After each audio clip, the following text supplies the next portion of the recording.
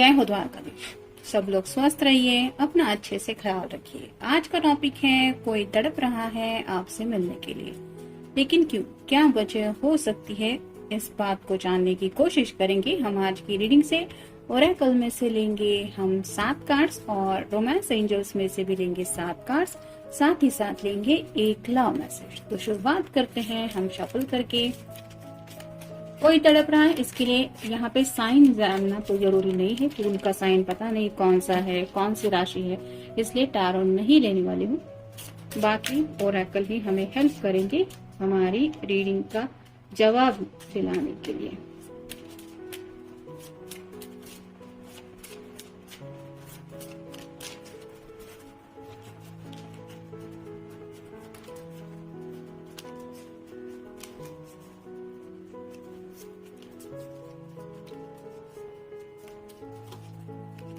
और 7 नंबर इसलिए चुना है क्योंकि कहीं ना कहीं ये एंजल का नंबर होता है, तो एंजल्स भी हमें हेल्प करें, इसलिए ये 7 नंबर के कार्ड्स हम लेने वाले हैं।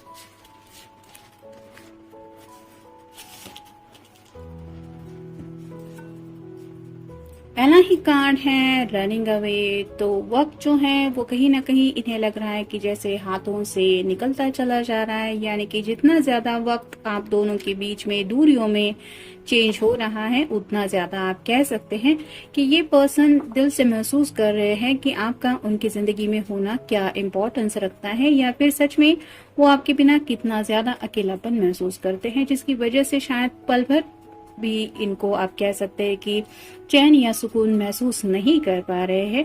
यानी कि जैसे कि हमें लगता है कोई पर्सन अगर हमारे कांटेक्ट में नहीं है तो उसकी जिंदगी में सब अच्छा ही चल रहा होगा, वो मजे से अपनी जिंदगी जी रहा होगा, लेकिन कई बार हालात कुछ ऐसे हो जाते हैं कि सामने वाला पर्सन कुछ एक्सप्रेस करना तो चाहता है, लेकिन उसकी तरफ से हमें एक्शन देखने को नहीं मिलती क्योंकि उसकी साइड में उतनी दिक्कतें ज्यादा होती है। तो ऐसा ही शायद कुछ हो रहा है। मे बी इस पर्सन की लाइफ में कुछ प्रॉब्लम्स या फिर कुछ बातें ऐसी हैं जिनसे ये डील कर रहे हैं।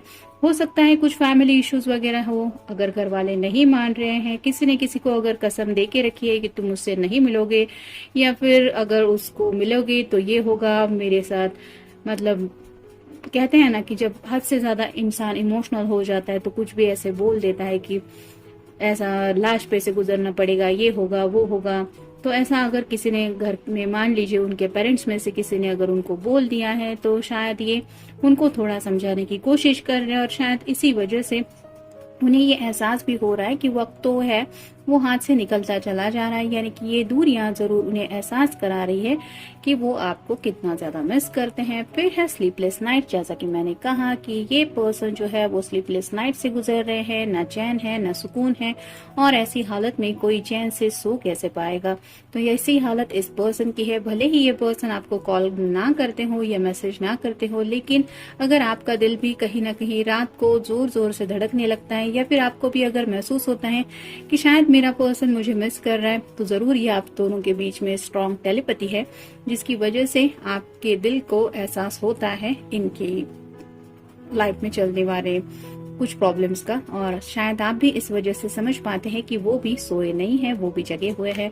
फिर है I need to make a move. तो उन्हें ये बात भी समझ में आती है कि उन्हें अपनी तरफ से कुछ न कुछ करना पड़ेगा। यानी कि अगर पेरेंट्स को समझाना है तो ये एफर्ट भी उन्हें ही करने पड़ेंगे, और अगर बात आप तक पहुंचने की है तो ये एफर्ट भी उन्हें ही करने पड़ेगी। यानी कि यहाँ पे और कोई नहीं है जो इनकी यहाँ पे मदद कर सकता है, उन्हें खुद ही कोशिश करनी पड़ेगी, आप तक रीच आउट होना हो या अपने घर वालों को समझाना हो। फिर है फर्स्ट लुक।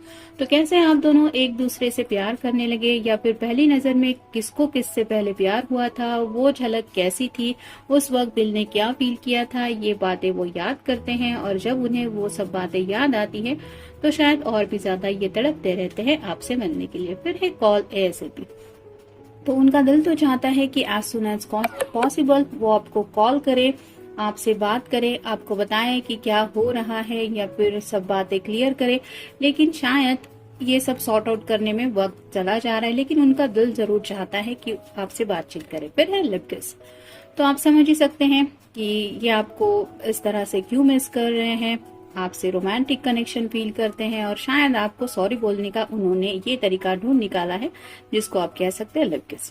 फिर है प्लानिंग। तो प्लानिंग क्या करे ये उनको समझ में नहीं आ रहा है, यानी कि आपके साथ इस रिश्ते को आगे बढ़ाना हो या फिर कुछ बातें सॉर्ट आउट करनी हो और सही सब मैनेज करना हो, तो वो भी प्लानिंग करने में राइट नाउ ये बिजी है और शायद इसी वजह से इनको समझ में आ रहा है कि इसी प्लानिंग की वजह से काफी ज्यादा देर हो रही है आपसे मिलने के लिए।